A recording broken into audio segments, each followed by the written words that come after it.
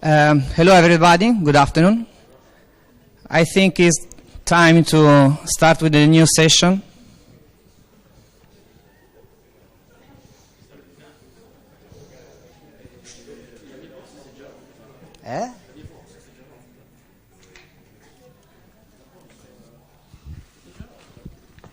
Tutto a posto? Non ho capito, aspetta.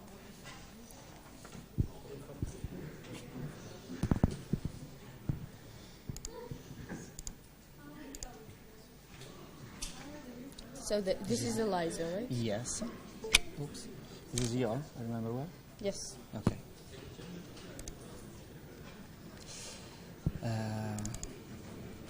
The third one. Yeah. Well, this doesn't work. Doesn't work? Oh, maybe only with PDF. So you have to use no, sorry.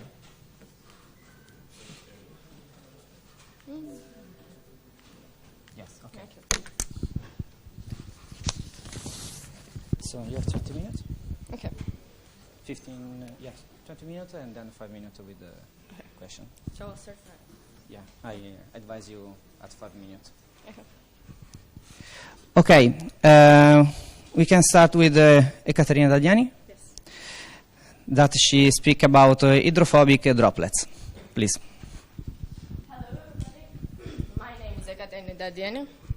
Hello, my name is Ekaterina Dadianu from Georgia, from Tbilisi State University, and today I'm going to talk about my research about hydrophobic droplets. Well, we consider the problem of small droplets oscillation on vibration surface on the same liquid under center conditions. Well, when we put the droplet on the vibrating surface, it can last for a long time. So this is the effect which we observed both theoretically and experimentally. Well, in normal conditions, when we put the droplet on the steady liquid surface, when these two surfaces come close to each other, van der Waals attractive force will activate, and when they actually meet each other, the surface tension leads to minimize the surface area, so they will collide. And in the second picture, we can see that in some conditions, after one collide, the second droplet will bounce, but after 3 or 4 bounces, this will disappear. So this is not our case. But what happens when we put the droplets on the vibrating surface? When we put the droplet on the steady surface, the air is between them. So if the liquid surface is steady, this air will quickly release. So the droplet will touch the liquid and they will collide. But when the liquid starts to oscillate, so the droplets start to oscillation too. So the air layer between them, the height of air layer between them will change. So when the droplet and liquid surface moves in the meeting direction, the air layer compresses, and the horizon pressure forces the droplet to move upward. But on the amplitude point, when the droplet and liquid is far from each other, the air layer between them will renew. So this process will start again, and this process will continue again and again. So the droplet will last for a longer time. Well, this height between the droplet and liquid is dependent on droplet's mass and rotation speed, also fluid viscosity and surface tension. Well, when the height between them is higher than the h, the droplet touches liquid and inhibits. But when the height is lower than that, air pressure isn't enough to droplets lifting. So we have to find the concrete height. Well, the bigger droplet is less stable. So that's why when the droplet is bigger, it's the higher probability of the wave peak touching it. So therefore, there's higher probability of splitting it. And we can say the same with the pressure. The bigger pressure of radius of the bigger is the radius, the bigger is the pressure. So it's the bigger probability of splitting. Well, in our theory, we consider that our droplet is small at first. Well, we can write the Newton's second law for the lift off, where the F is the force acting from the air layer, and we can find it from the Reynolds lubrication theory. Well, at the drop landing, the film of air resists squeezing when the viscosity regime is reached. So our Reynolds number have to be lower than the Reynolds critical. And also we consider that droplet is smaller, so we can write that the mass, that we can consider that droplet is spherical, so we can write mass like this. And so we found out the acceleration. This is the critical acceleration of the vibrating surface. And if the acceleration will be higher than that, the droplet will coalesce. Well, the Reynolds number is inversely proportional of the frequency, and as we can see, here is written frequency squared. So the critical acceleration is linearly proportional to frequency. Well, after this, we decided to find out on which parameters of vibrating liquid lasts the droplet for a longer time. But firstly, before this, we decided to find out the parameters of loudspeaker we used for our experiments. Well, the loudspeaker is connected to the Pascal capstone, from where we can change the voltage and frequency of the loudspeaker, but not the acceleration. So we decided to find out how the voltage and frequency is dependent on acceleration. Well, here we have the laser beam, which is pointed on the vibrating surface, and it reflects the light, and while recording the reflected light, we can find the thickness of it, so we can find the amplitude of the vibration. And these are the results. The first graph shows the amplitude dependence on the frequency in the 1 voltage case, and the second graph shows that for the second, 2 voltage, and the third one for 3 voltage. And this is the graph of amplitude dependence on voltage when the frequency is constant. It's 30 hertz, and we can see that it's linearly dependent. Using this, we will use this data after our main experiment. This is our main experimental setup. Here we can see the loudspeaker on which there is liquid surface, and we drop the little droplets by that device. And the loudspeaker is connected to the Pascal capstone, from where we can control the voltage and the frequency of the loudspeaker. Well, we used a different kind of liquids. These were water, soapy water, oil, fuel, and glycerin. But the results which I'll show is all about the oil, because the best results we get in this condition because of its high viscosity and low surface tension. Well, we, for 1 voltage, we changed the frequencies and looked in which case was the lifespan higher.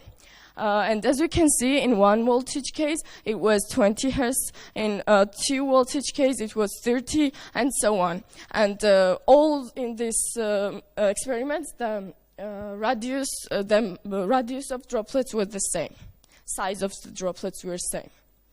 And we took these best moments, so the frequency and voltage best moments, where the lifespan was higher.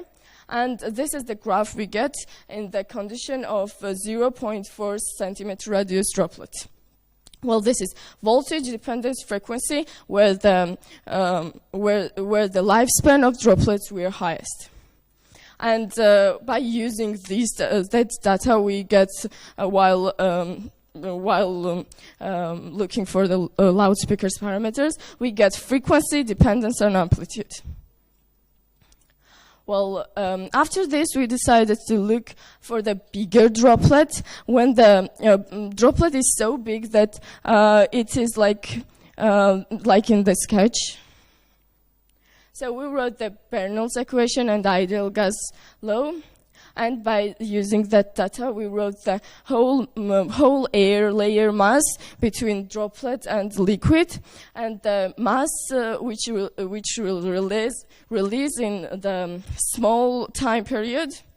And by using that, we get the time in which the air layer between droplet and surface will release, so the droplet will collapse. So this is the time for the lifespan of the big droplets.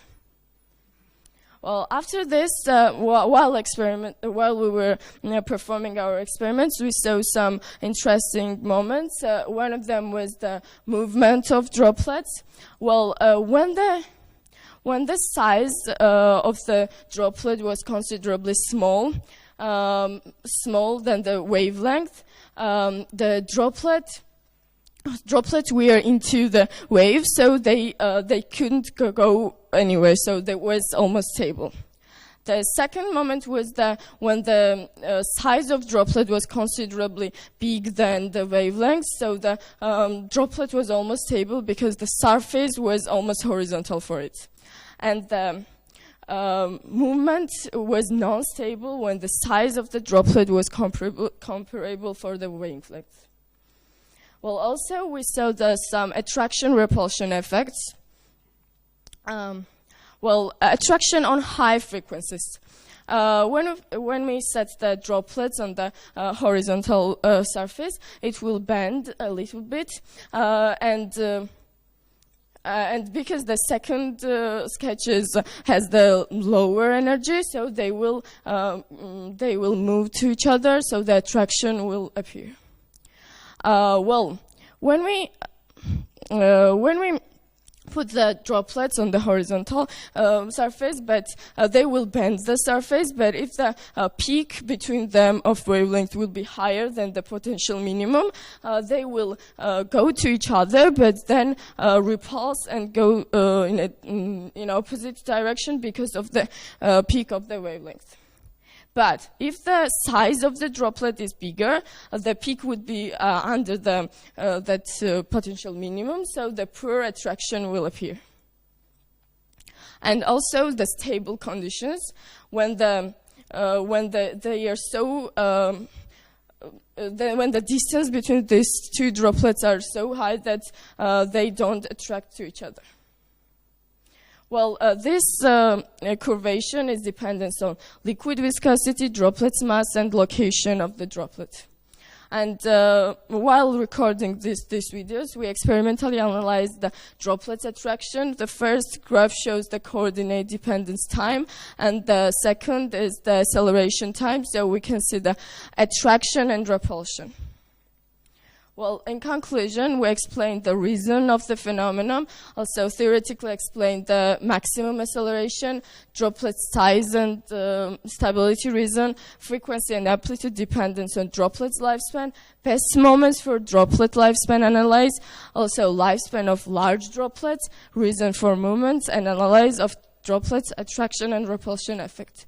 These are the references, and thank you for your attention.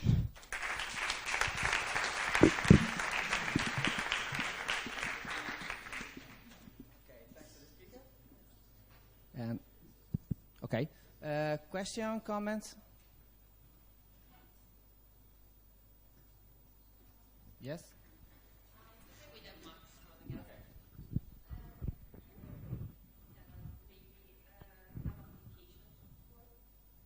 Sorry, what? Application?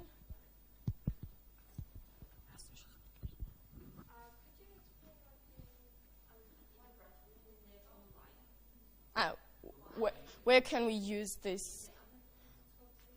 Well, we just researched that we often use this kind of things in the drawing, for example, but that's not why I did this research. I was just curious when the lifespan of the droplets would be higher, and that's it.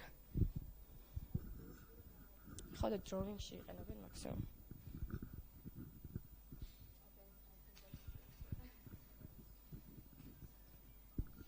Okay. Thank you. Any other question?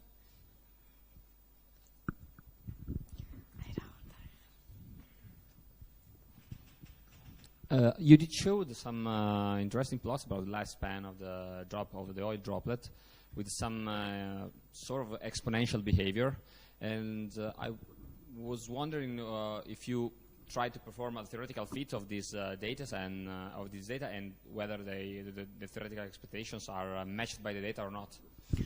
Yeah, we explained that just experimentally, and theoretically we're just working on it, but we think that it's inversely proportional to the frequency, but I don't have exactly theoretical explanation of it yet.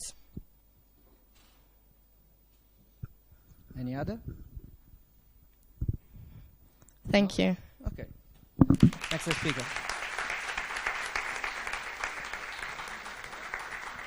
Okay, next talk is about self-assembly nanofabrication technique for metrology, and the speaker is Federico Ferrarese Lupi from this host institution.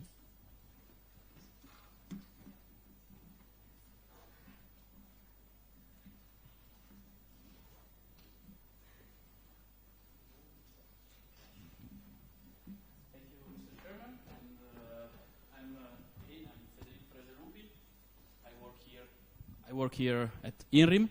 Yes. Okay. And I work here since 2015, so 1 year. And I came from a Microelectronics Institute, so when I first came to work here in INRiM, I didn't know really well what is exactly metrology. So I searched on the web for the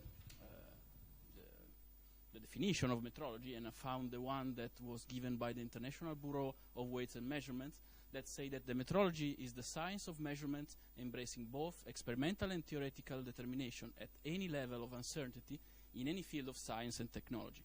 And furthermore, the metrological institutes create and maintain new standards and update the definitions. So when I looked at this definition, it sounds to me a bit ambitious, and also if we look at the map that are describing all the connection between the scientific and technological fields, and the condition is not at all simplified if we restrict our point of view to the nanotechnology-related scientific and technological fields that are also my research interest. And then I look at the current base definition of the 7 base units of the international systems, and as you can see here, the definition of metrology seems to be also even more ambitious, because all these definition seems quite old, and it's quite hard to find a way to fabricate or conceive some new calibration standards useful for the development and useful to support the nanotechnology progress that is currently pervading all the scientific fields. So in this presentation I will show one possible solution that is given by the directed self-assembly of block polymers in order to allow the realization of some length standard for metrological applications. So, as you can see in this slide, the currently available lateral length standards are composed by rulers or grids that are made by electron beam lithography, and they can reach a minimum feature size of 50 nanometer, 100 or 50 nanometers. But beyond these, there's no solution for fill this gap. So one possible solution that normally the scientists, when have a nanotechnological problem, they look at the nature, so like they did for the wet and dry adhesive coatings or hydrophobic surfaces or anti-reflecting coatings, and that's the exact thing that the MRRP, the European Meteorological Research Program did by financing the project crystalline surfaces, self-assembly structures, and nanorigami as length standards in nanometrology. So they look at the nature in order to find a possible solution to create these lateral length standards. And in this project participated a lot of metrology institutes, European metrology institutes, and in particular INRiM, our institute, was involved in the work package 3 about the use of the self-assemble principle of the blockopolymers in order to create lateral length standards in the range between 50 nanometer and 5 nanometer. So in practice, we use the nature and we let do to the nature, the self-organization, all the work for us. So since we are talking about blockopolymers, let's first of all introduce them. So the blockopolymers are a particular class of macromolecules that are composed by 2 or more chemically distinct and thermodynamically incompatible polymeric blocks. And these blocks are joined together by a covalent bond here and here. And if they are treated over the thermal glass transition temperature, they can phase separate and self-assemble into a variety of morphology that are described here, that has all the characteristic dimension at nanometric scale. So this kind of structure are not are not an unicum, are not something strange in nature. In fact, we can find them also in very different natural systems, like biological photonic system that compose the butterfly wings, that are in fact made by gyroids or double gyroids overlapped one to each other, that interact with light and create all these beautiful colors that are characteristic of the butterfly wings.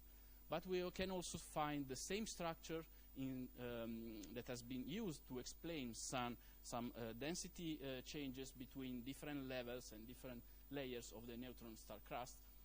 And in this case, they are called nuclear pasta structures due to the similarity to spaghetti or lasagna here. It's a definition that I didn't make, but okay, of course.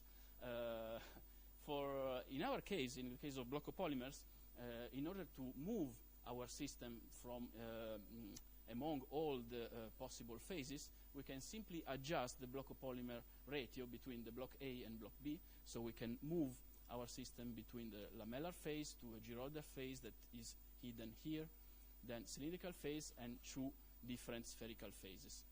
So in our work, we are focusing our attention simply on this part of the phase diagram, so in the cylindrical phase blockopolymers. And as you can see here, since these blockopolymers are spin-coated on a substrate in a very thin layers, we can obtain both perpendicular or parallel orientation. In order to select the perfect orientation, we can adjust the wettability of the substrate by by grafting a random copolymer layer on the top of the silicon substrate, and we can choose between perpendicular cylinders or parallel cylinders. So once we properly adjust the surface wettability and we choose the perpendicular orientation of the cylinders, we can also define the geometrical parameters of these structures by changing the molecular weight of the blockopolymers. So in our work, we have been able to obtain L0, so center-to-center distance between 24 and 73 nanometers, and also diameter between 12 and 30 nanometers. All these polymeric films has also been analyzed by GISAX, Grace Incidence Small Angle X-ray Spectroscopy, since this is one of the main methods that in PTB they use in order to have a clear traceability of our polymeric films to the unity of the international system. So far so good. We can use this blockopolymer to vary and obtain some lateral length standards, but what we need is a homogeneous surface composed by well-ordered cylinders. That is not the case, since we can see here our surfaces are characterized by several grains and with different orientation of these hexagonally packed cylinders, and we also can see some defects that can alter the structures and the orientation of this lattice. So in order to solve this problem, we can use a comparative method using the bottom-up approach of the blockopolymers with the top-down approach of electron beam lithography So we fabricate some trenches inside the silicon dioxide layer, and we place the block of polymer here inside, obtaining an increasing of the ordering in this direction. So this process is called directly self-assembly process. And the directly self-assembly process is not something new in literature, and it was used very much in microelectronics. So in that case, they use chemically patterned substrate, soft graphopitaxy made by optical resist, or also hard graphopitaxy. And this is also the approach that we use. So as we can see here, we fabricate with electron beam lithography these trenches. We neutralize the substrate with the random copolymer in order to allow the perpendicular orientation of the cylinders. Then we deposit, we spin coat the block polymer solution, and we treat them over the gas transition temperature inside the rapid thermal processing tool, and we self-assemble the cylinders here inside the trenches. But then, when we started to work with this process, we observed that between the flat surface and the trench configuration, there were some differences, so some unexpected flipping of the orientation of the cylinder from the perpendicular to the parallel. And that is something unwanted in order to apply it in metrology. So we started to systematically investigate this process with AFM, atomic force microscopy, and we studied this surface, these periodic gratings, as a function of the geometrical parameters and the position temperature. And we extract the profile along this axis and also across the trenches. And as we can see here, there are several thickness discrepancy. First of all, in between the same group of trenches, we observe a discrepancy between the central trench and the more lateral trench of about 12 nanometer.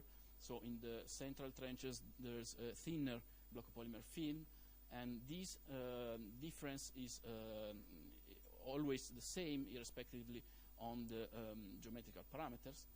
And then, if we also draw this zero-level line, we observe the presence of some droplets on the top of this mesa part, so in between the trenches, that are quite interesting because they can use as a reservoir of block of polymers that can be filled, emptied, and filling during the thermal annealing the internal part of the trenches. And this also is more clear, the difference in thickness, if we analyze the same trench of different gratings with different geometrical parameters. And as you can see here, the profile demonstrates that there's an increase of about 30 nanometer of block of polymer retained inside these trenches, passing from grating with a distance of 100 nanometer to a grating with 400 nanometer distance between the trenches. So in the last part, we also analyzed the behavior and the disposition of this block of polymer inside the trenches. And as we can see here, the film is not perfectly flat, but is bended in correspondence of the sides of the trenches. And we observed that this is probably the cause of the flipping of the morphology from the perpendicular to the parallel. And this is explained better here in this slide, in which we plot the horizontal profile of eight profile taken along the trenches. And if we draw the lines that separate the perpendicular oriented cylinders from the parallel one, we observe that this line cross this 8 profile all along the same level, that is a 30 nanometer level, below which the orientation is always perpendicular, while over this level the orientation is always parallel with respect to the substrate. And this is due to the particular deposition technique, the spin coating, that during this phase we observe sinusoidal behavior over disposition over these periodic gratings, causing a tensile stress, differential tensile stress that during the phase of rapid thermal processing, so the annealing process, it causes a thickness modulation, and also the solvent evaporation play an important role because it reduces the overall thickness contained inside the trenches. So as we can see from the result that I showed so far, the block of polymer are not a very rigid material, so a rigid system, but they it's an intrinsically flexible material, and it has also been demonstrated by other groups that they can behave as an entropic spring when they move from the melt state after the thermal annealing to the microdomain states. So all these domains can move and can bend as an entropic spring. So it's very important in order to apply this material to metrology to well establish the distance, the L0 distance of this system, and that's what we did. So we consider, for simplicity, we decouple the contribution of the L0 along this, the trench and the L0 across the trench. And we studied the system in the commensurate state and not commensurate state. So what we observed is that we can plot a model, we can design this model proposed by Caroline Ross, in which we plot the free energy of the confined chain against the free energy of the bulk chain as a function of a trench width for a number of rows, of defined rows 2, 3, 4, 5, and 6.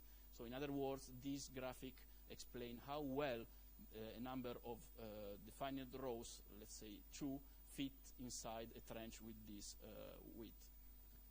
So if we apply this model to the commensurate state, we are exactly in the minimum of these curves, and we can confine perfectly a defined number of rows inside the trenches. But if we move the system to a not commensurate state, we are in the case in which the n and n plus 1 rows are lines are overlapped.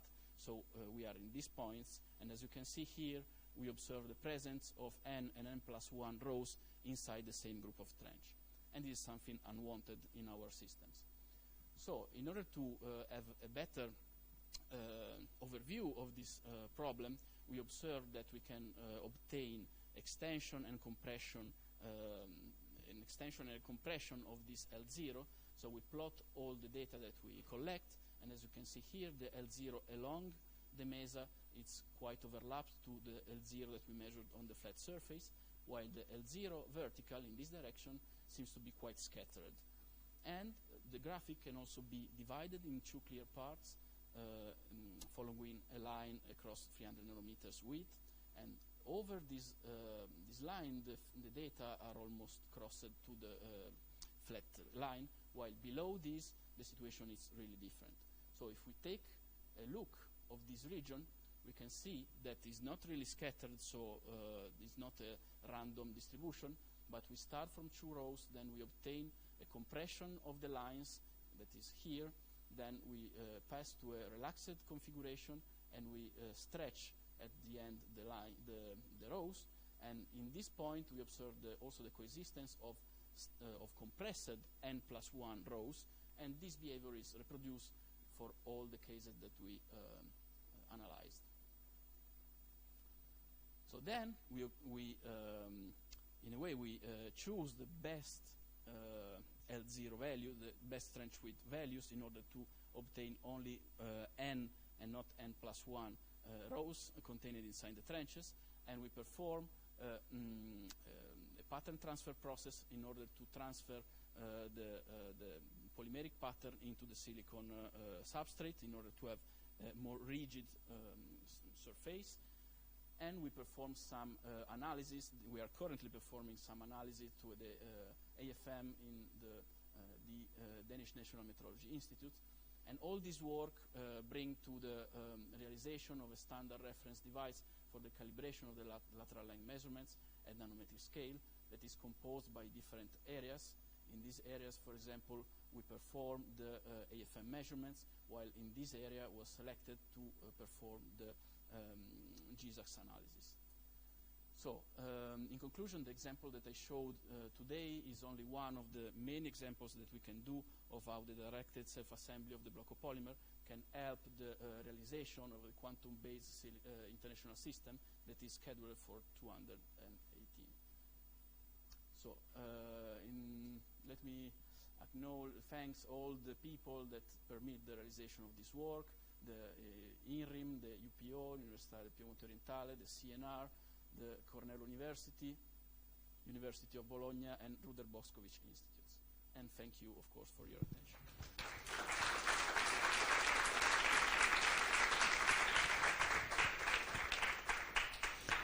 Thanks to the speaker for the interesting presentation. Question, comments?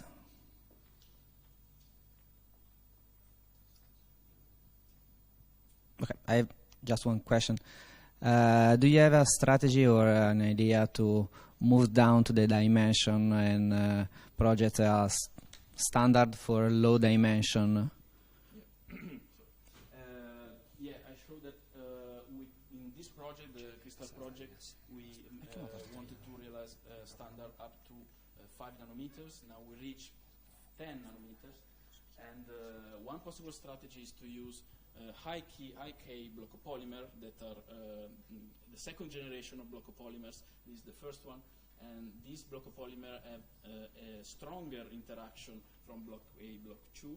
So in principle, it's possible to obtain also smaller feature size, so up to 5 nanometer. But it's something that we still have to. We are currently working on it, but we are not reached the results so far. Okay. Yes.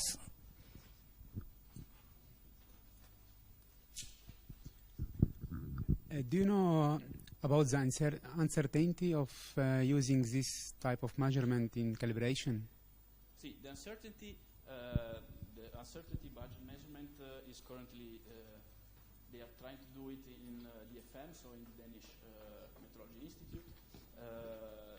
I can say that, okay, I'm only the fabricator guy, no? I'm the one that is doing the fabrication of the structures, but I can say that they ask us for very long trenches, like 100 micrometer long, in order to have a lot of measurements, so not 10 or 100 cylinders, but thousands of cylinders, so in order to reduce the uncertainty of the measurement. But okay, I can say that the uncertainty measured by GSAX on the flat surface is below, I don't know if I have the results here. Anyway, it's below 1 nanometer, but no, I don't have here. It's plus minus 0.5 nanometer on the flat surface, and that differs a bit inside due to this entropic spring behavior. So. Okay. Any other question? No? Okay. We thanks the speaker again.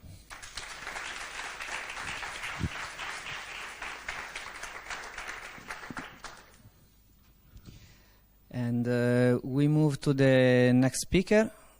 My colleague told me that there was a switch, so we have now Eric Piatti, right? Yes, from Politecnico di Torino. He speaks about electromechanical gating in thin film superconductors, control of bulk superconductivity via surface-bound electrical field. Okay, so hello everyone, I'm Eric Piatti. I'm a PhD student at the Department of Applied Science and Technology at Politecnico di Torino. And my talk today is going to be about electrochemical gating in thin film superconductors, and in particular about the very peculiar bulk control of the superconductivity in these materials by applying surface-bound electric fields.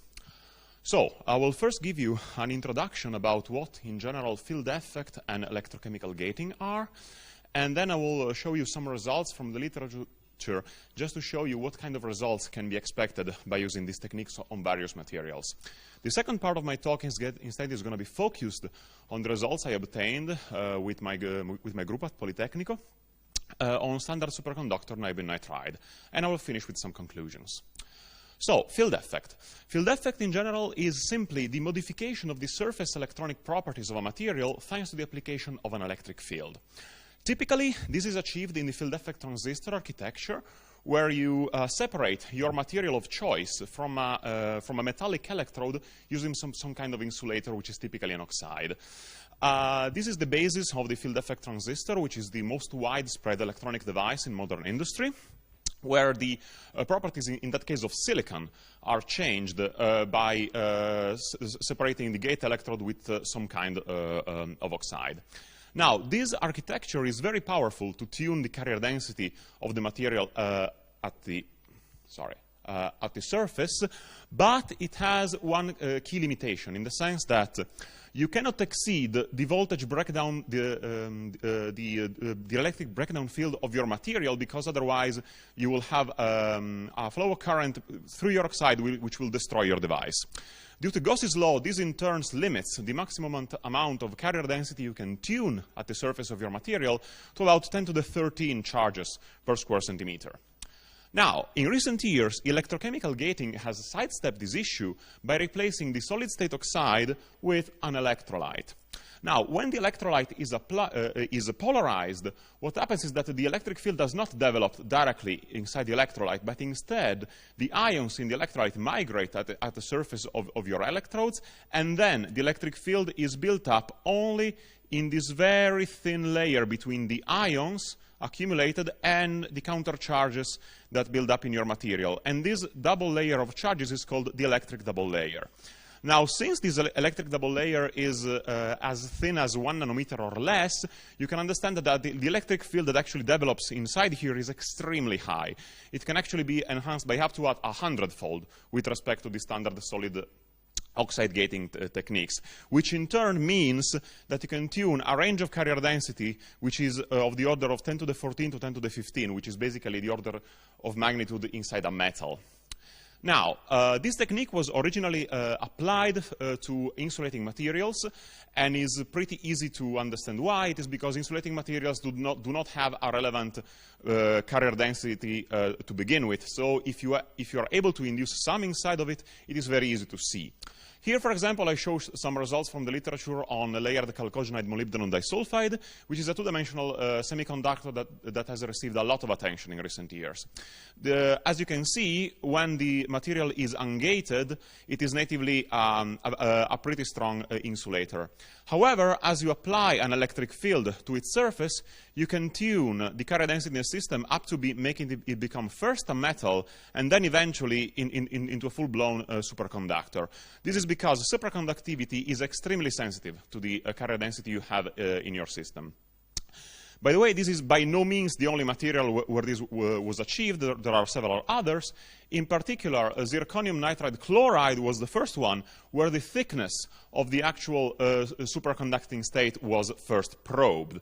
And it was shown that this is a truly two-dimensional superconductivity which exists only within the first unit cell of the material from the surface.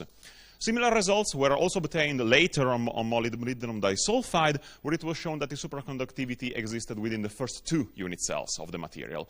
So basically, when you tune the carrier densities of insulator using some kind of field effect, you're only actually dealing with the properties of the surface, which can be tuned in a very significant way, but the rest of the bulk does not come into play at all. Now, our group at Politecnico first started instead by gating the completely different types of materials that are noble metals, where instead the native carrier density is actually so high that it was thought that field effect could not lead to any observable change in the conduction properties of these materials. We proved that these assumptions were actually not founded for what concerns electrochemical gating, as the electric field was large enough to actually make a change in resistance detectable if the films were thin enough. Not only that, by using this technique, we could prove that everything behaved very nicely by simple electrostatic carrier accumulation, and we were able to prove that an electrochemical technique known as double-step chronocoulometry was able to actually measure the induced carrier density in the system in a much more straightforward way than the standard Hall effect measurements. So, our next goal would have been to try and explore the gating of metallic superconductors, which at the time had received little attention in the literature. Unfortunately, as you can see from this slide, we were kind of beaten to it, in the sense that last year several results came out on several very nice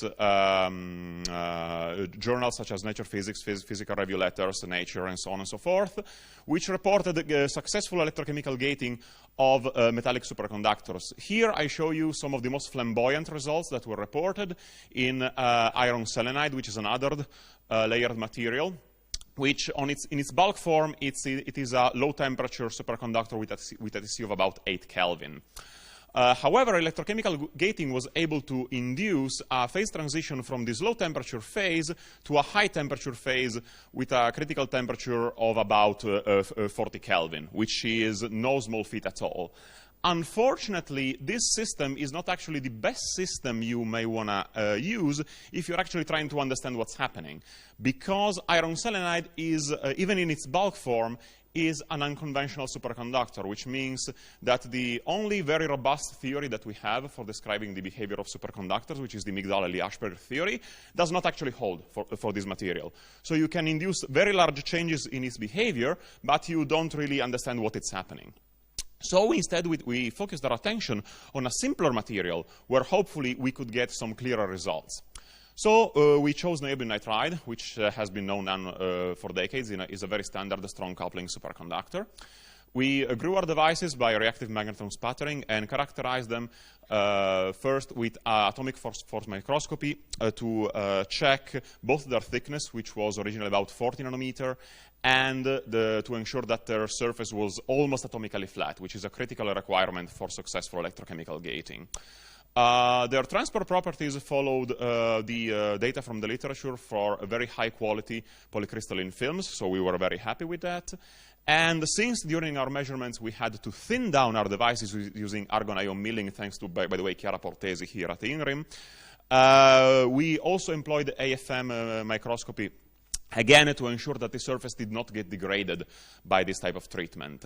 The evolution of their superconducting properties, namely the transition temperature, followed very nicely the data from the established literature, so overall we were very happy with the quality of our pristine films. Now, and here you can show, you can see both a sketch and an optical micrograph of a complete device patterned in whole bar shape after the electrolyte drop has been drop casted on top of the active channel. And basically what we're going to see is how the resistance of this active channel is changed by the applied electric field. So let's apply the electric field. What happens? Unfortunately, no 50 Kelvin shift in the transition temperature, unfortunately. But nevertheless, in our 40 nanometer thick films, we can see that if the field removes electrons from the system, then the transition temperature is slightly increased by about 20 millikelvin. Instead, if the electric field adds extra electrons to the system, the transition temperature is slightly suppressed. And this is a first key experimental finding, that the transition temperature is suppressed. Both this enhancement and reduction of the transition temperature are completely reversible by simply removing the applied electric field, which means that we're only dealing with electrostatic carrier accumulation and we don't have to worry ourselves with some spurious electrochemical effects, which can be an issue in these types of experiments. Not only that, if we actually gate our sample in small steps, we discover that the transition temperature of our film can be tuned quasi-continuously and that the transition profile is left completely unchanged by the applied electric field. And this is the second key experimental finding, because when taken together, the fact that we see a rigid shift of the transition temperature and that a negative modulation of the transition temperature is observable are telling us that somehow, even though the electric field is bound to the surface of the material, the superconducting properties of the film are changed in a almost homogeneous way. And let's see why. Basically, we know that from the electronic property point of view, our film is separated into slabs. The bulk slab, where the electric field does not penetrate due to electrostatic screening, and instead a very thin surface slab, where the electric field is able to modify the properties of the material. However, if the superconducting properties were also clearly separated, there is no way we can actually see what we observed experimentally, because if we rise the transition temperature only at the surface, what we get would be basically a broadening of the transition temperature. While more importantly, if we suppress the transition temperature at the surface, we should actually see nothing at all, because the underlying bulk is still superconducting at the exact same temperature. So we actually decided to see what would happen if we reduced the influence of the bulk in our system by thinning down our devices using argon ion milling. And lo and behold, going from 40 to 30 to 20 to 10 nanometers, the intensity of the transition temperature shifts for comparable levels of the induced carrier density was significantly magnified. This is particularly apparent if we plot all RTC shifts as a function of the induced carrier density for different values of the film thickness. And you can clearly see that they follow clear trends which are enhanced for thinner films. Now, the sign of these shifts can be understood pretty easily in terms of electrostatic modulation to the density of states near the Fermi level. If you reduce the Fermi level, the density of states goes up, and you enhance DC. If you move the Fermi level to higher energies, you reduce the density of states, and you reduce TC. However, if you actually run those Migdal-Eliashberg calculations, and you only consider the effects on the surface layer, you get results which are in complete contrast with the experimental findings. And this is basically telling us that considering the surface and the bulk of this system to be independent of each other is fundamentally wrong. We are in need of a phenomenon that can take the superconducting properties of the surface, take those of the bulk, and strongly couple them together. It has to couple them so strongly that this system behaves as a one single homogeneous superconductor. Luckily, such an effect has been known since decades, and it's called proximity effect, which was originally studied in heterostructures made up of a bulk superconductor onto which was evaporated a thin normal metal. Basically, the presence of a junction between these two materials would lead to the normal metal at the surface to also become a superconductor at the expense of slightly lowering the transition temperature of the bulk. Not only that, if these heterostructures were thin enough, the actual entire slab would behave as one single homogeneous superconductor. And the dependence on the total thickness of this slab was exactly the one that we observed in our films. So proximity effect is a perfect candidate to explain our phenomenon. Unfortunately, in order to actually run the numbers, we discovered that we lack one single element in the model, that is the actual thickness of the surface layer. In other words, we can actually use this model to extract the surface layer thickness. And this is what we get if we do that. It is a very symmetric, nice curve, and it has three key features that have to be commented in detail. The first feature is that for small values of induced carrier density, we basically retrieve the standard Thomas Fermi screening, which is known to hold in basically almost all situations, especially those transistors, as I told you about in the beginning. So we would have had a really big problem if we did not recover this finding. The second key finding is that this curve is completely independent on the total thickness of the film. Again, this is very reasonable because this pertains only to the modification of the electronic properties of the film, which we know is bound to the surface. So unless our film would actually become smaller than this length, there is no way for the electric field to actually know if there is like other 10 nanometers of film or other 2 kilometers of film below it. The third key finding in this curve is, however, this anomalous increase in the electrostatic screening length at high carrier densities. And why do I say anomalous? Well, because every model that has been developed for the thickness of accumulation layers tells you that the larger the electric field you have at the interface, the denser and thinner your accumulation layer should become. Indeed, our accumulation layer is becoming denser for larger applied electric field, but at some point it seems to saturate, almost as if the material cannot accommodate all the extra charges that we're trying to force into it. And basically, this leads to the charges to spread a little bit down into the material. Now, we tried to use some more general model for the electrostatic screening that goes beyond the very rough Thomas Fermi approximation, namely the constancy of the density of states near the Fermi level.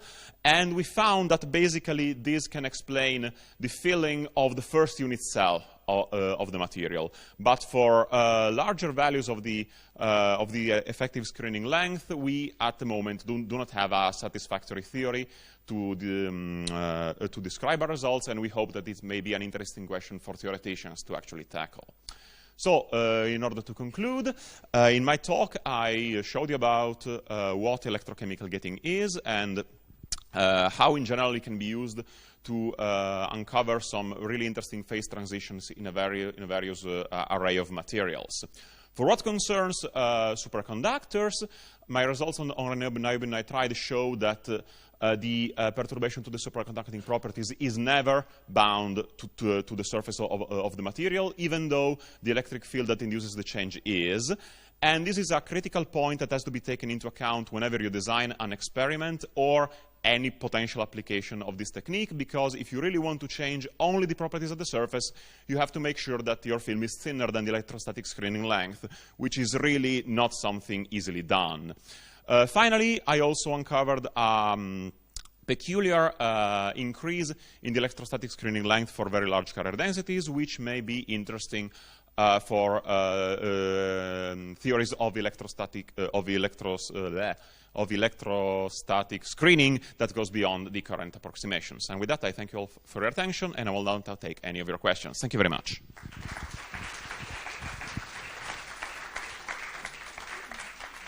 Thanks to the speaker. And now we have time to question or comments.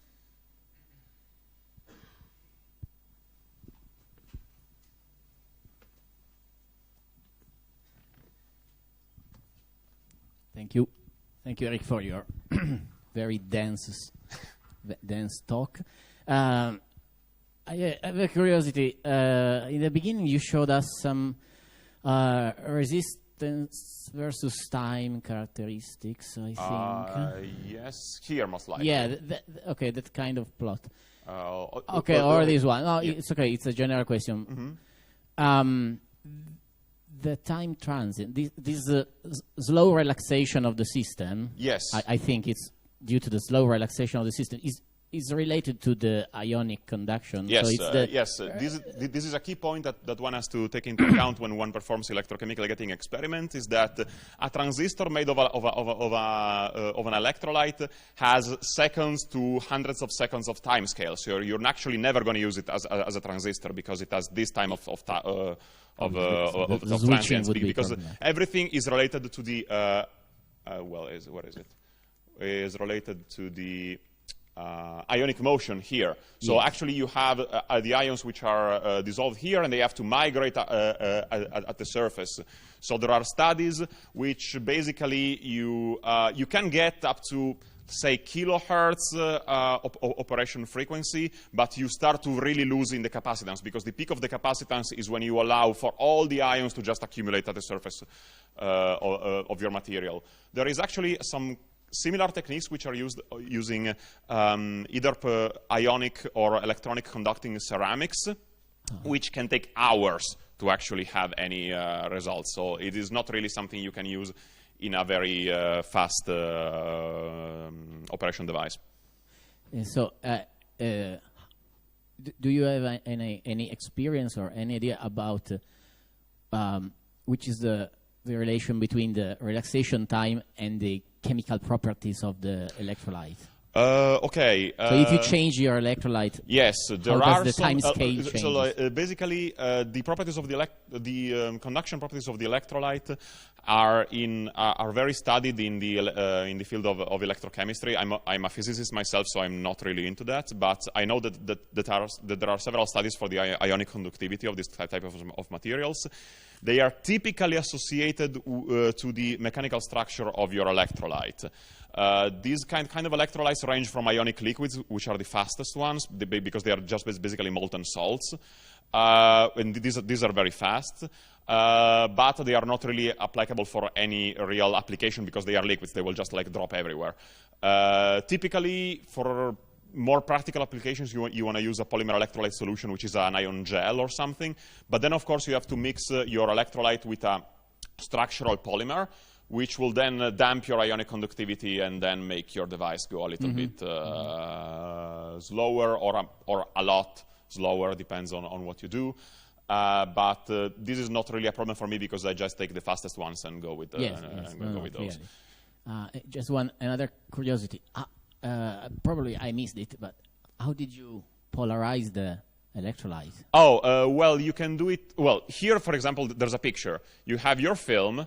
You have another. You have another electrode on the side, and you just polarize like this. Okay. On the niobium nitride, for example, it is really a leaf of gold, which is just dipped inside the electrolyte on the side here. Okay. Of course, if you have a patterned micrometric film such as these ones, for example, you have to really deposit a gate on the side because otherwise you're really in trouble. But for macroscopic materials, you can just take your film and manually put something on the side. Any other question? Okay, just a curiosity for me. Did you use nitrobium nitride?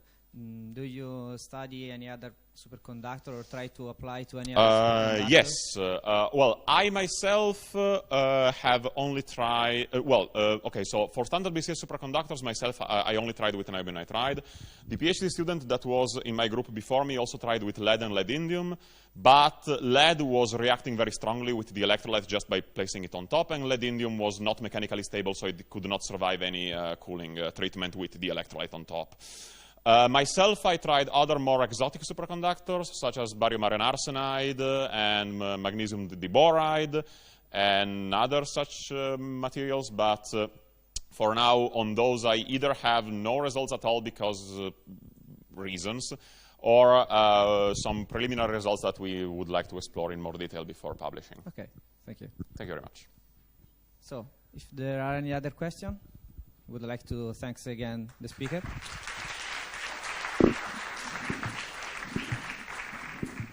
And we can move to the next talk, which is Ali Nasseri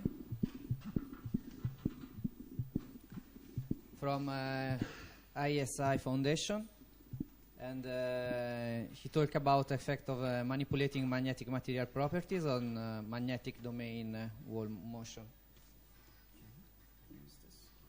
Oh, you have another presentation? Yeah, because I have animations that don't show on PDF. So. Did you send us the PPT? I couldn't think of anything, but it's in this. Okay. Just a second, please.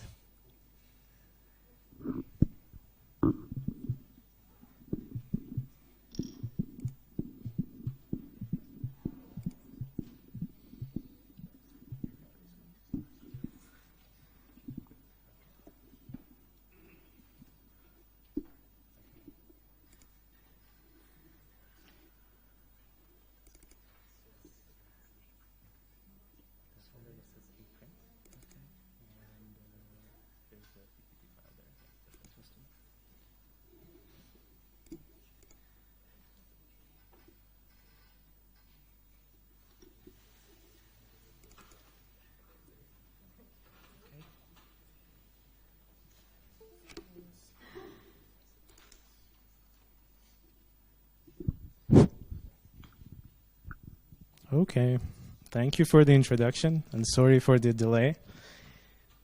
This would have a better impact if I have animations in there. So I changed the title a little bit, but it's generally about modeling magnetic domain wall motion.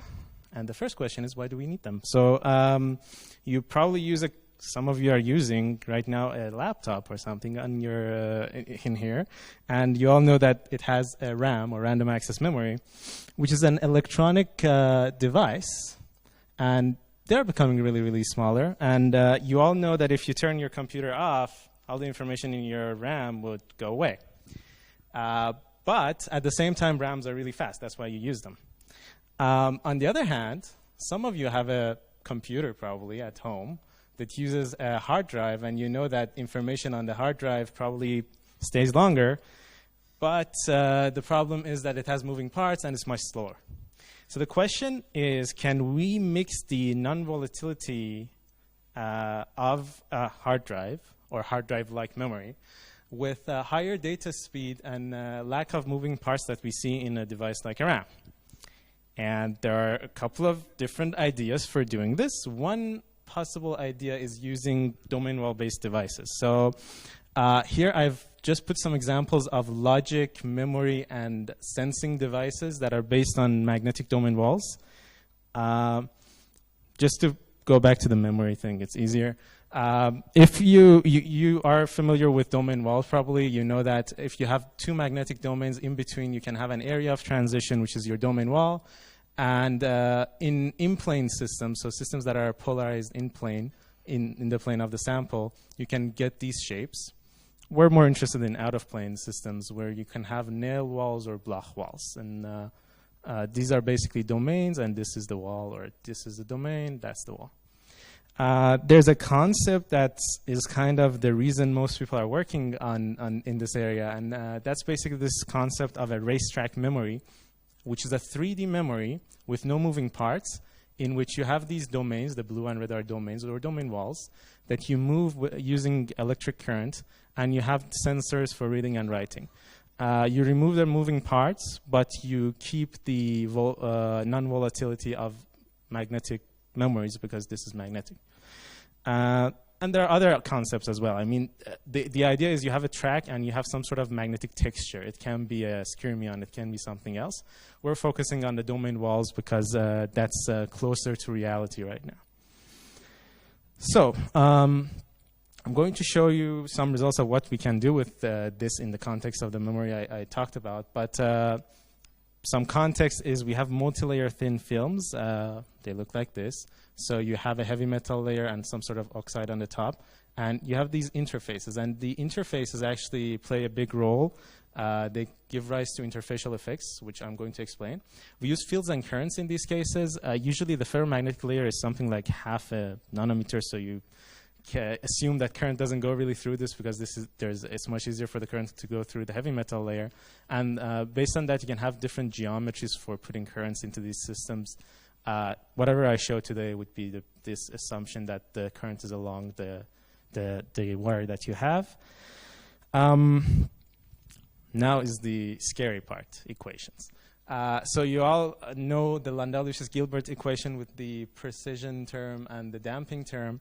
When we have currents, we're kind of adding interactions there. One of the interactions, if you have a current in a ferromagnetic layer, you will have spin transfer torque, which basically means the spin of the electrons moving through the system are transferring their spin to the domain wall that you have. And in the cases where we have spin orbit torques, if we have a heavy metal layer, we can model them with a field-like term, which looks like this, and a damping-like term, which looks like this. So the interactions that are important are exchange, which wants the spins in your system to be parallel. You have anisotropy in most of the systems. You might have an applied field. We don't know. You have demagnetizing effects. And because of the interfaces, you have the Lisinski-Moria interaction, which in the recent years has been interesting because usually people are putting multi-layers together. And we assume that if we put currents and we have spin orbit torques, they are of this form, which we call it damping-like.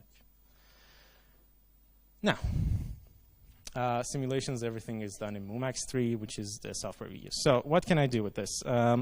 If I want to have a memory, I have this track, and I want to be able to control the direction that this domain wall is moving. This domain wall right now is moving with a current. It's a fixed current. And turns out if I start applying a field in the plane of this system, it starts changing. It moves faster compared to that one. And if I flip this direction, I can reach a field where I can push it the other way. So it gives me control over which direction this is moving. And in fact, there's a point where this doesn't move.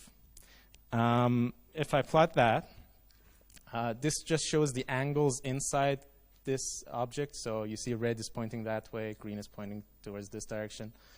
So I can plot that, and I can see more or less how I'm controlling this. It's really by changing the magnetization inside the domain wall. If I go to really high fields, I can kind of fix it. I'm changing the width of the domain wall, so how thick that area was. And I'm also changing the velocity of it. Now, this velocity curve is interesting because it has a point of inflection in the middle, and basically curvature here is up, there is down. This is a good way of assessing whether a model, another model that you have fits the results that you have or not. And it has a point where it crosses 0. Now, this point is pretty interesting because it turns out to be independent of the current you apply, but dependent on the strength of the Zaleshinsky-Moria interaction. In fact, it could be a way of measuring the Zaleshinsky-Moria interaction because it has a linear relationship between the field where this zero velocity happens and the strength of the DMI. I'm showing theory, and I'm assuming some people here are experimentalists and are judging me, so I show some experiments now. So the University of Leeds did some experiments on a different sample. This is a MOOC image of the domain walls moving with a current. And this is the curve they get. They get the same curve. And they can exactly use the point of 0 velocity as a measure of the strength of that interaction. The only problem is they can't actually measure at 0 velocity. It's a little bit hard. I can do the same with transverse fields in the y direction, and then I can control how it tilts. And the tilting could be used if you have a logic device and you want the domain wall to move into different channels, for example. Then this could be handy. And again, I have like some sort of field where there's no tilting. This field is also related to the strength of the DMI, so it's another way of measuring that interaction, which is new. So I kind of found these interesting fields, and then the question was whether other descriptions of domain wall motion actually describe this properly. And by other descriptions, I mean collective coordinate descriptions. What are those? So if I have a magnetization, more or less in my sample, I have a spin, I can describe it with two angles as more or less this.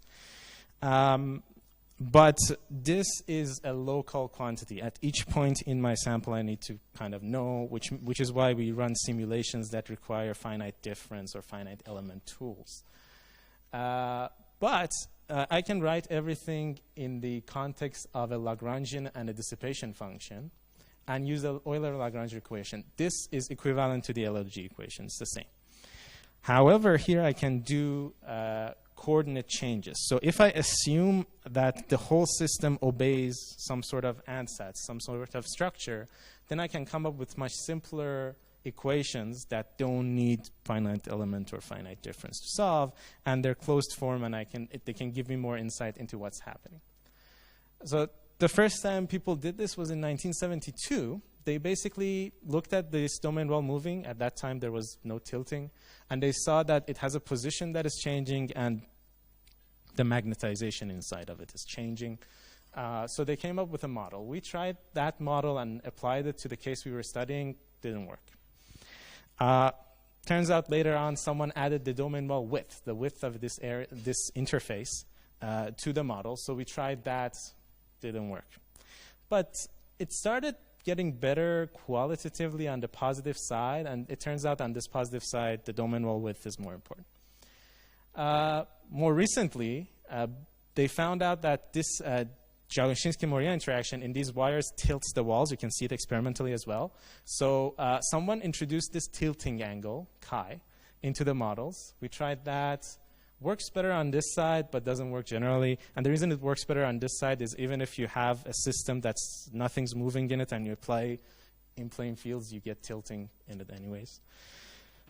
So the first thing I did was just put everything together and try it. And it turned out to actually have a qualitative nature that is similar to this in the sense that you have a curvature up here, curvature down here, point of inflection there. But quantitatively, it wasn't good. We started thinking about why. Turns out, if I plot my magnetization angle as I go through the system, this is when I don't apply any fields, the red one. And when I develop these models, I assume a structure, which is also the purple line, going more or less following the red one. In the cases where I apply these fields, like 225, I get the blue or black curve, which definitely there's something here different. So we started calling this the canting angle because it's the angle that you have in the domains for the magnetization. We tried and we managed to use energy minimization in the domains to actually estimate it. And then this estimation worked really well with our simulation. So this was good. Then I kind of thought, because I used this assumption for the form to integrate. So I integrate from here to there. Why not just integrate from here to here if I know that the rest of it does not exist? That's what I did. And I got these curves. And the blue one, which is the one that used to work before, now got much closer to the actual results. So this canting seemed to be important. This is just a comparison of what I had without canting and what I had with canting.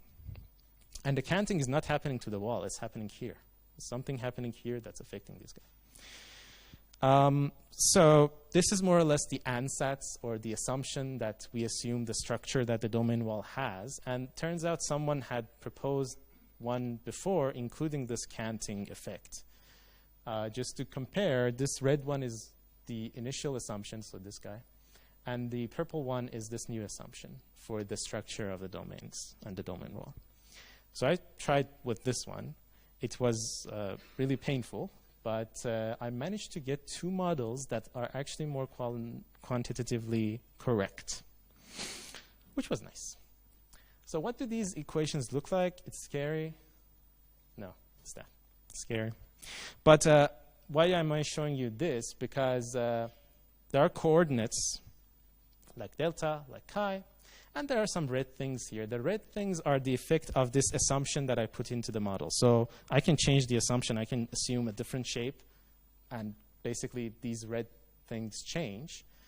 It's interesting because they are numbers, and they're just modulating the strength of different interactions. But even these numbers that kind of become related to the canting angle, they play a strong role.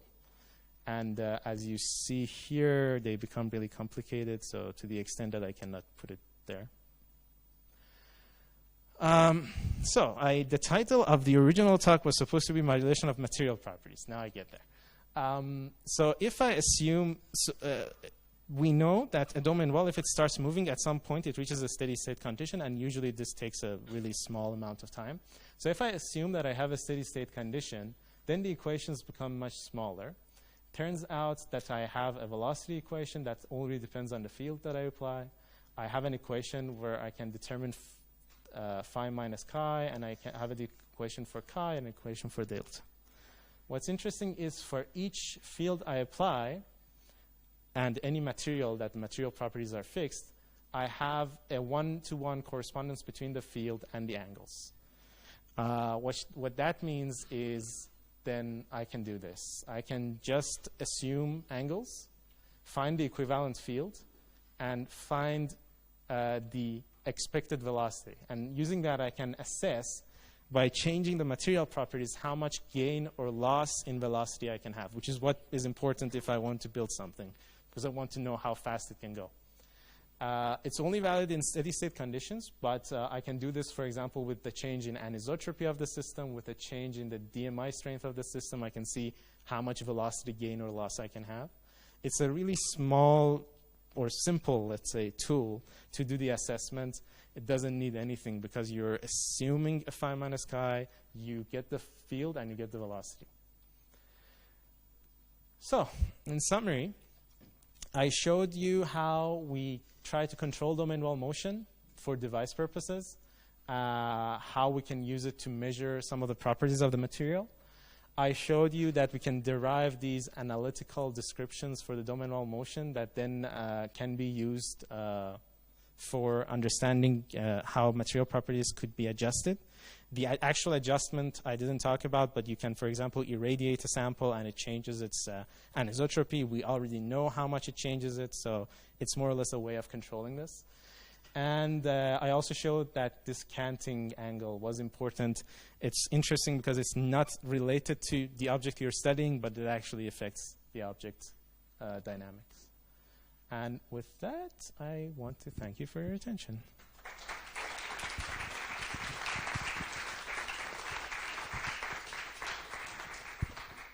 Thanks to the speaker for his presentation.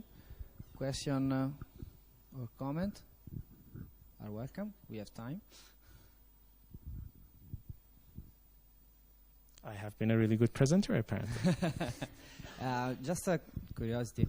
Did you show the movie with your system that changed his status with the current? What about the time constant of this change? Well, the time constant, as you see, I didn't show the graph here, but we also plotted the time constants before, and it's so small that you can assume it's a rigid movement, unless you apply fields that are weird. So I could not simulate here high fields, but in the case where I apply, the case where I apply these fields, I can apply 125, and then it's no longer a rigid body, so you'll have a time constant where the thing starts stretching, and then it starts moving. But those effects are rare. So for device applications, we kind of limit ourselves to values that we know it's going to be a rigid motion, and then we know within that rigid motion that the time constant is small. Okay.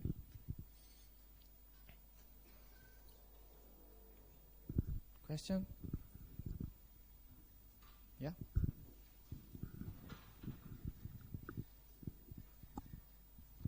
Maybe I missed it, but how does the velocity of the current increased velocity depend on that magnetic field? So here I'm applying a fixed current, because there are different ways I can modulate the velocity. So I can try and apply a larger current to get higher velocity. That's one way. Or I can apply the field to modulate the velocity. Why do I want to apply the field? Because it turns out the currents that you need to have a workable device are so high that you will burn the whole thing, and yeah. So that's why we try to find other ways. There's also ways with electric fields to modulate this as well. Any other one? Okay, so thanks again, the speaker.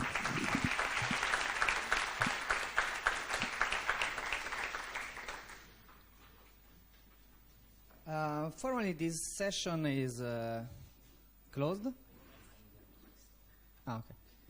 And we will start for an invited talk. And in the middle one, meanwhile, I want to reminder that you have to choose your lab tour.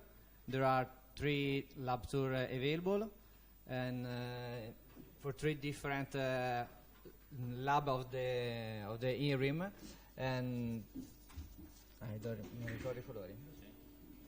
Just a second.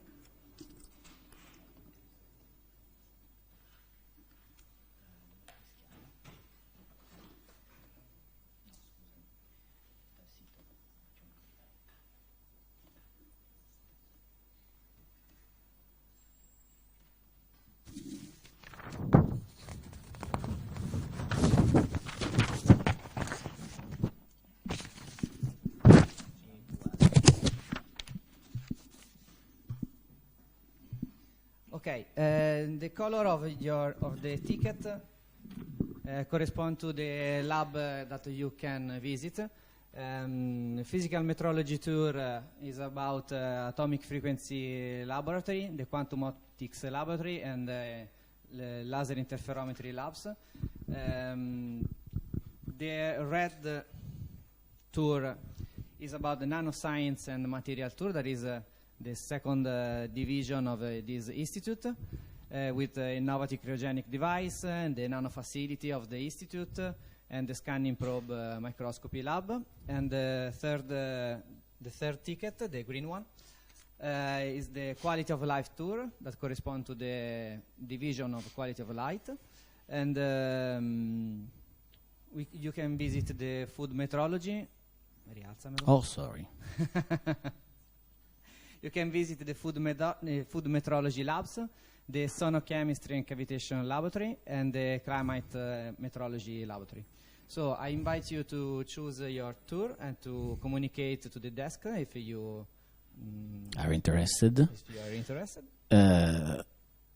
I have to tell you that in the food meteorology laboratory you don't find actual food. So or common food. Yeah, you have to exploit the coffee breaks. And if you are curious about where the laboratories are, you can go to the INRiM website, and we set up this this Google Maps map with you will be guided on the day 3, but if you are curious, this is the institute area, and you find here the different labs highlighted online in real time. And if you want to go in depth, you can read the description that we put on the website, or you also find on paper support at the desk some description, and you can choose and tell my colleagues what you want to follow, if you can, if you are pleased to. And we have just an upper bound of 30 people per tour. So maybe you will find green cards not available because already 30 people choose the green one, and you have to choose the blue or the red. But this is in general the thing. You can go to the desk and ask, what tour do you want to follow in the day 3? And so now we have another brief intervention of Manuela.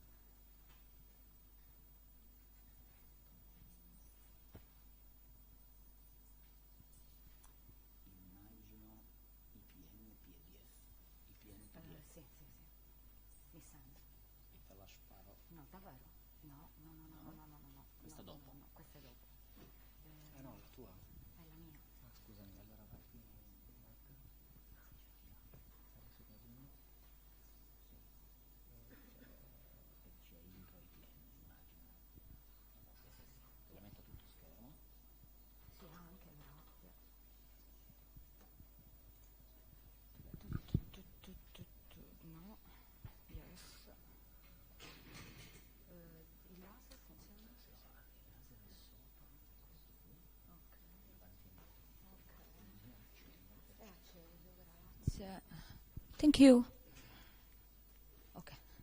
Okay. Hi, everybody. I'm Emanuela. I'm an organizer of INRiM, and I'm here now to introduce our no-profit society, International Physicists Network. So you can focus on different words, in particular network. Why? Because IPN legally born 3 months ago, but in the end of the last INRiM conference, 11 minds thought that it was important for us obtain a kind of group, team, to work during any year, and INRiM in this term become a project inside a big project called IPN, International Physics Network. So IPN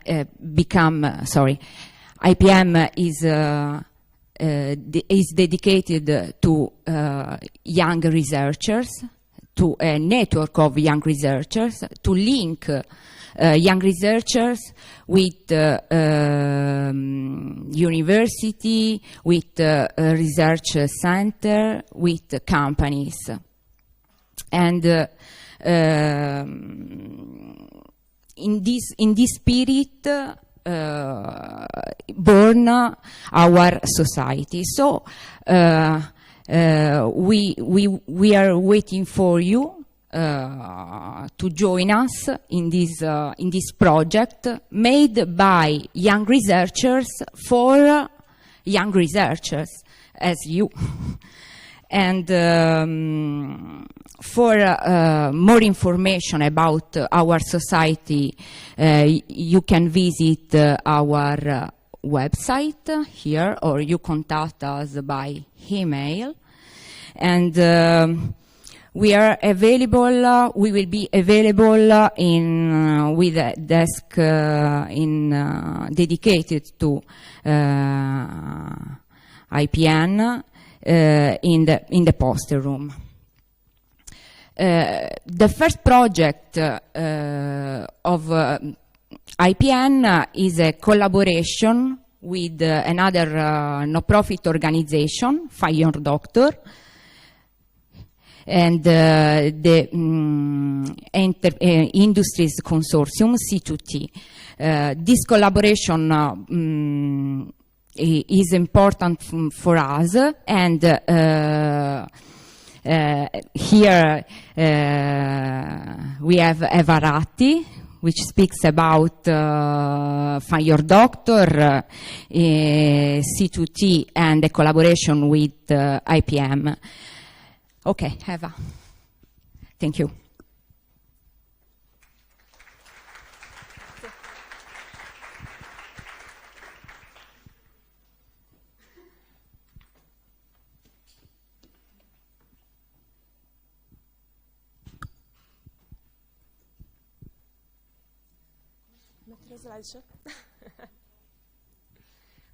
Okay, while they prepare the presentation, I will introduce myself again.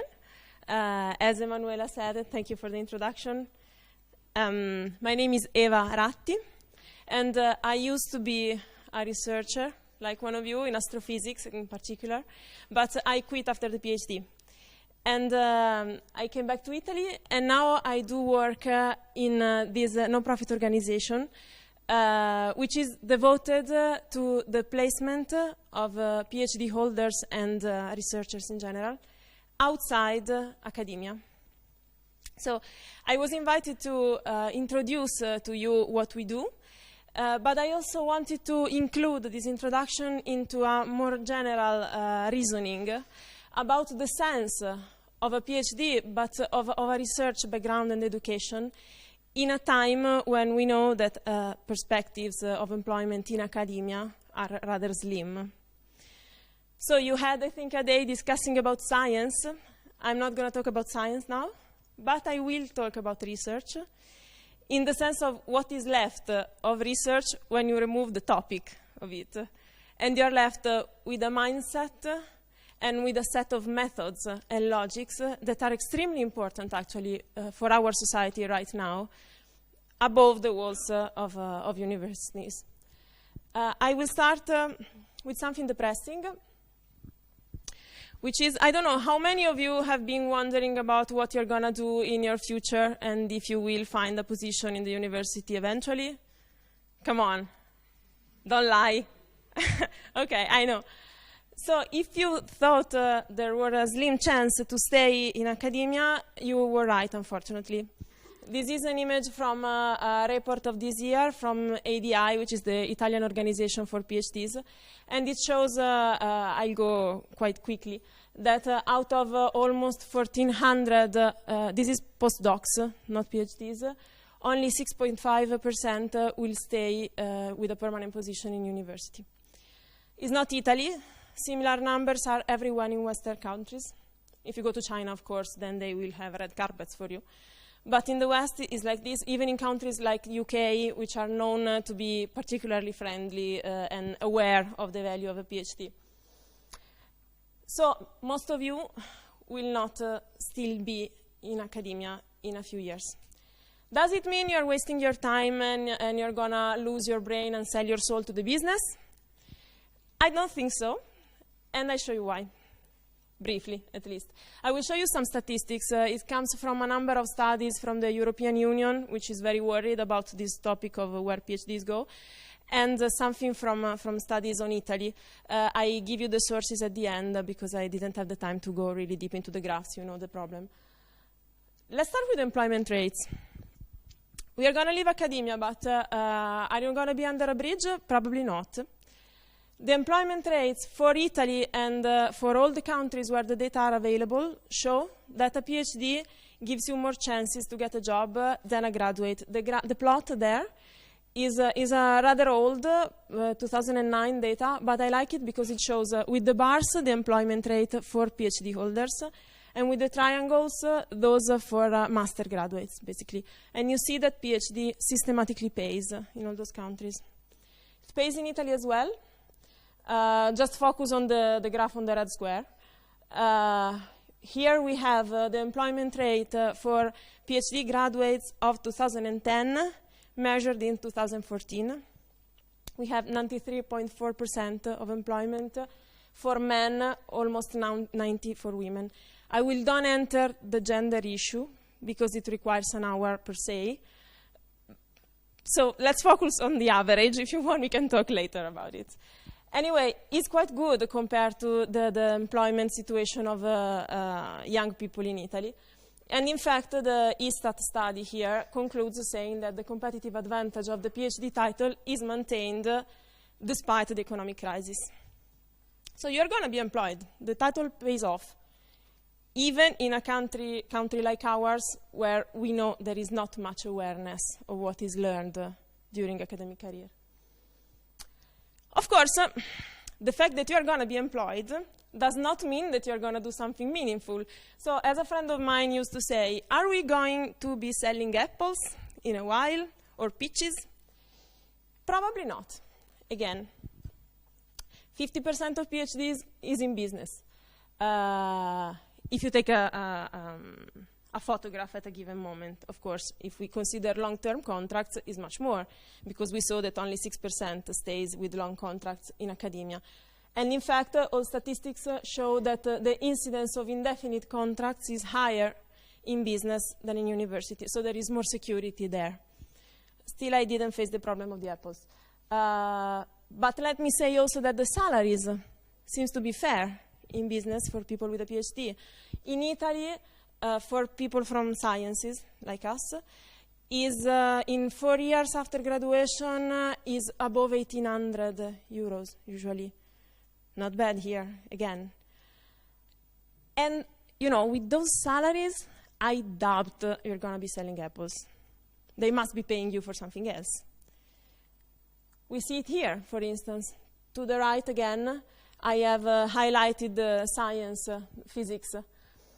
And you can see this is the percentage of PhDs that are involved in a profession that is fair for their level of instruction.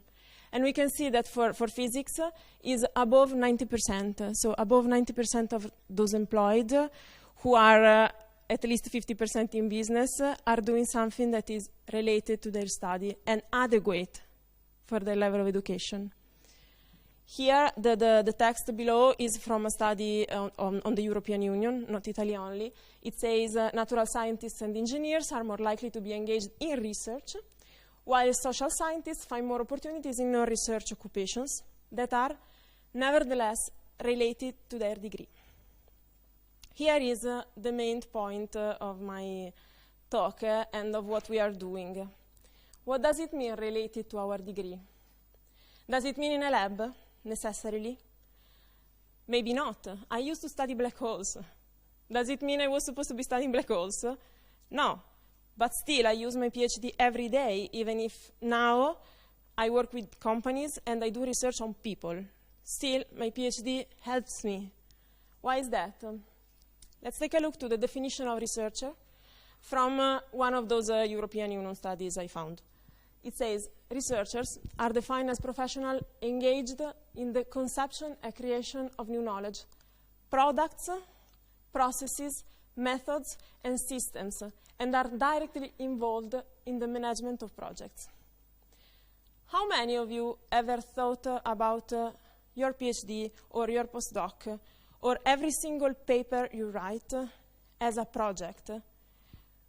That's good, not too many. It is a project in the same way that that is a project what you do in a company when you are hired as a project manager. It means that you have to set deadlines, find resources, communicate your results to others, involve others, find money if you're not lucky, find a way to get time at a telescope if you're an astrophysicist. We have to do a lot of things during research experience that are gold everywhere. You just need to change the topic and adapt a little bit to the environment. And in fact, it is so much needed that European Union again says that the proportion of researchers employed in the business sector, 50% of the total, is insufficient to sustain our position as an economic leader. This means that they think our position as an economic leader depends on us, on what you learn when you do research. May seem stupid, but if you don't think about it, it sounds strange. We sometimes feel like people doing research is, on the margins, in the gap of the system. But it's not like that. Apparently, we are thought to be extremely important.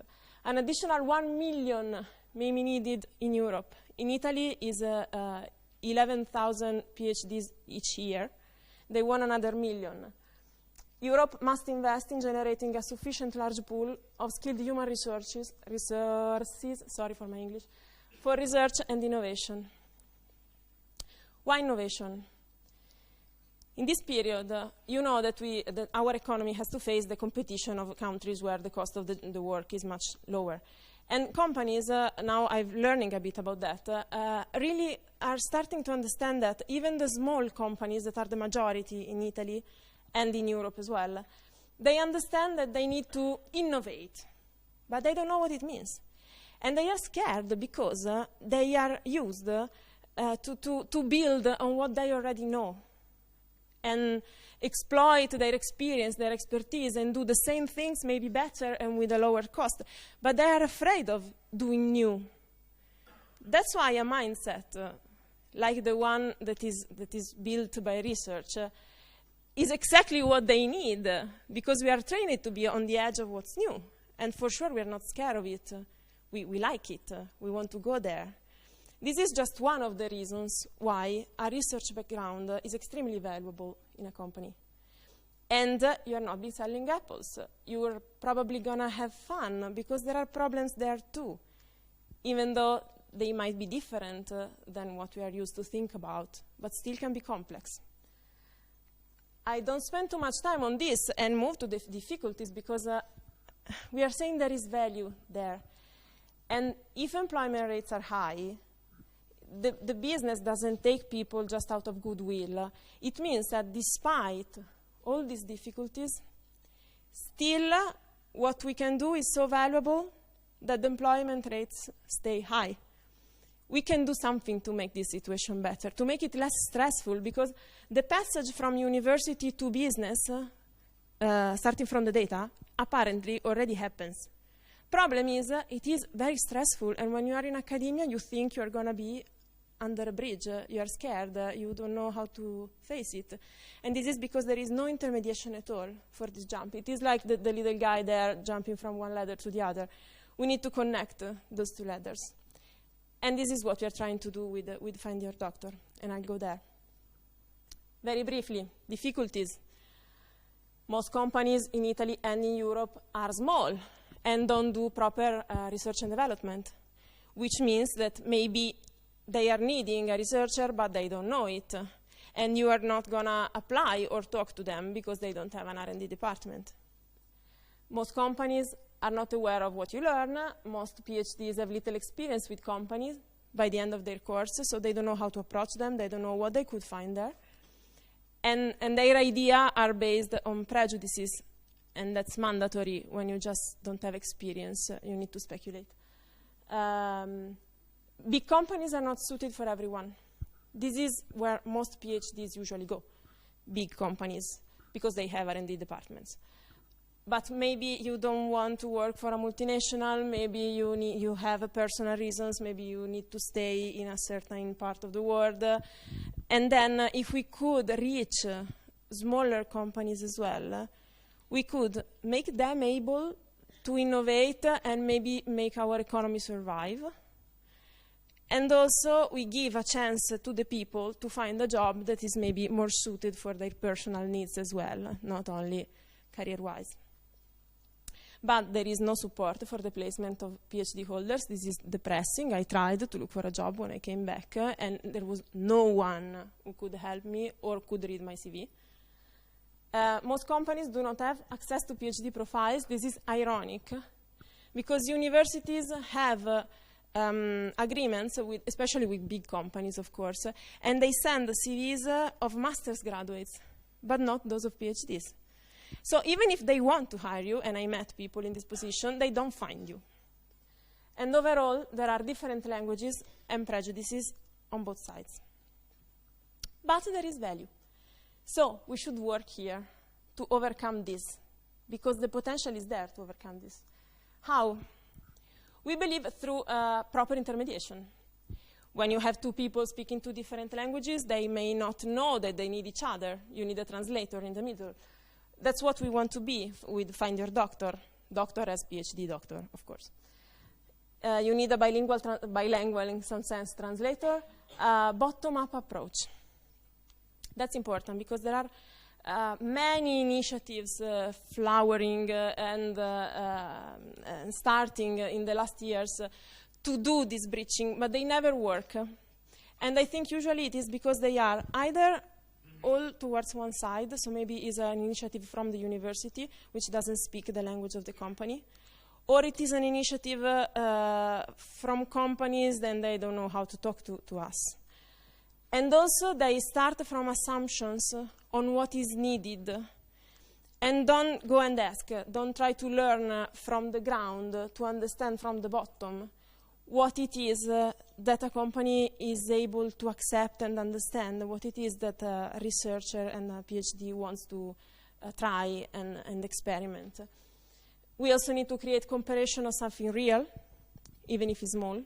When you have prejudices, the only way to overcome it is when you meet someone and discover, grounding on experience, that the person is not what you thought it would be. So companies need to test what you can do on something real to overcome their assumptions, and same for you. And so overall, not doing information, but doing education. And also, we need to network with those who share the same goals. All initiatives like Find Your Doctor, like IPN, and all the others that are there, we should be together, because otherwise we are all too small to do something that makes a difference. Then let's go to what we are doing. So based on this idea, on the value that we found is there, on the potential of improvement for whole society on a long time, and on those basics of reasoning that I have shown to bridge the gap, we built Find Your Doctor, which is, at a zero level of complication, a job matching service. The goal is to increase professional options for PhDs, increase awareness on PhD value on both sides, also the side of the same PhDs, and favor innovation in enterprises, favor the penetration of scientific culture in society. How we do that? On the researcher's side, with a website. Very basic, you just subscribe there. We have around 800 researchers now. It's only in Italian, we are translating it, I'm sorry. But at least in Italy, we already have quite some people. And it is really helpful because it allows us to overcome the problem of how to reach the PhDs, how to find the profiles. They are there, I just need an email. And then it works with word of mouth, and we have contacts with the universities. We can reach you through the web. On the companies, on the enterprises side, instead, is a bit more difficult because they are not so used to use the web. So we still have to do face-to-face work and go there and understand what they need, and then go to the website and post it and involve the researchers. So that's our role in the middle. And parallel to this job matching that we are doing research on soft skills, so on what it is that you are learning during research activity and you don't know it, and what it is that can be spent elsewhere. You need to, before you want to communicate, you need to understand, right? So we are working hard on that. And also on developing some automatic tools to make what we learn usable, to do this matching also through an informatic instrument. This is an example of the work we are doing on the soft skills side. I will go fast. It's called PILS. The idea is that we are starting from a field of research in the humanities that is called, not a field, but a method, that is called narrative biographics. The idea is that when you write a curriculum vitae, you can highlight what you have done, but nothing else comes out. It doesn't really say much about the person. And if you don't understand the keywords that this person is using, you don't understand the value of the curriculum vitae. We need to express something else. So we work not with closed questions, like tell me how creative you are from 1 to 10. We ask open questions, and from there we infer a certain amount of skills, and this will be processed through a web instrument, and we are working on this. The PILS are basically, you find that on your profile when you subscribe to Find Your Doctor. This is a piece of the modify your profile page. You go to PILS, and you will be asked with 10 questions. It takes time to answer. They may seem odd, but they induce a reasoning about what you do, where you have learned it, what are your values, and they are very useful when are read from us, because they really tell something about the person. This is the outcome on the profile after you answer the question. I don't go deep on this because it would take a lot of time, but we have a desk at the poster session, so if you are curious, ask us more. We'd likely share it. The services then. In practice, I told you the logic. I'll tell you what we do. Job matching, okay, is easy, mostly with team intermediation. Then, education and orientation. We are trying to understand. We will start seminars in universities. We are starting something already. And the plan is to do education on both researchers and company side. And also to develop some online tools for self-reflection and give materials and orientation. We want to help you the way we can through the website. And at last, we have the doc desk, which is, I don't know if you say that in English. In Italian, I would say è un cavallo di Troia, so a Troy horse, in my conception, because this is a small consultancy service where basically we have told to the companies, okay, all the times when you have a problem and you don't know how to face it, and you would like to call an expert, but you don't want to go to the university because it's too complicated and the problem is not big enough and is not, I don't know, you don't feel like you want to. And then it stays there forever because you don't know how to solve it. Call us. And we will find 3 researchers in different fields, and we'll come to you and you explain the problem, and in 3 weeks, we give you a report with some ideas on either with a solution or with some ideas about what you should do to face this. Maybe you have to start a measurement campaign, or you need to do something else, or you need to hire me for 6 months because then I can solve it. This is, of course, the favorite outcome of this. And it's working very well. It's paid, of course. It's just 12 hours per each researcher, so it's just a starting box. It doesn't cost too much for the company. We have done 7 of those in our first year of work, and the feedback is very good on both sides. And what is nice is that you see prejudice is falling, in fact. We heard the feedbacks from companies, and they say, oh, look, they do speak our language after all. They can get their hands dirty. It's not that they just stay in the labs and don't want to go into things. They do. Hopefully, they will talk to each other. And if we can do this thing enough in time, and if we can spread this, maybe it will make a little bit of change. So something very concrete, very practical, where you can show what you can do and have an experience in a company and see how they are and how they reason. And then, at last, we have the idea we are sharing with IPN, the International Physicists Network that was mentioned earlier by Emanuela. We have a poster about this again, so if you want to know more, I don't want to go too long. So the basic idea is just that maybe in the academia, in your drawers, there are some ideas that my ideas rooted in experience and some research results, that you can imagine have an application on the market. Maybe a material that can be used in a particular field, or I don't know what. Maybe there are ideas like that. And they stay in the drawers because you have no idea how to develop it, where to find the money or the structure or how to put yourself on the market. This is not something we can do on average. So we thought, well, let's see if there are ideas like this. And if we find some, we bridge the gap again. So we will try to find the companies and do a matching and try to develop something together. It is ambitious. We want to do the testing first. Probably, I think we will put a form on the IPN website quite soon with an elevator pitch, basically, a guided elevator pitch where you can share your ideas with us. And let's see if there is something there that is now wasted and may be valued instead.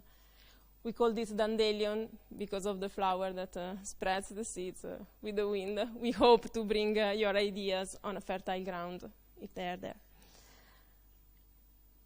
Of course, we are not in conflict with universities. I mean, we are doing them a favor. We are trying to place their PhDs in a way that makes sense and doesn't kill them out of stress and worry for their future. And many universities are helping us, not with money, unfortunately, but at least with in practice. And we have partnerships in the enterprises world, of course. How can we work together? Well, if you want to help us share your ideas, give us your opinions, and subscribe to the website. It's free, it doesn't take too much. If you want to take our pills, that really would help us, and maybe be interesting for you as well. I leave you with this sentence, which is an interpretation from Marcel Proust. It says, the real voyage of discovery consists not in seeking new landscapes, but in looking with new eyes. And I think this is what everyone should do here. Companies, when they think about what they do, and they could find a lot of potential for innovation, for change, for transformation, for be more competitive, and survive this period. And you should look at what you learn every day with different eyes, not getting depressed because you're probably not going to become a professor eventually, but being aware of all the learnings that you're having and disentangle them from the topic and think that they are extremely important for the outside world. So value what you are doing, think about it, be aware of it, and if you want to discuss further, please come to the desk later. I leave you with our contacts, and thank you for the attention.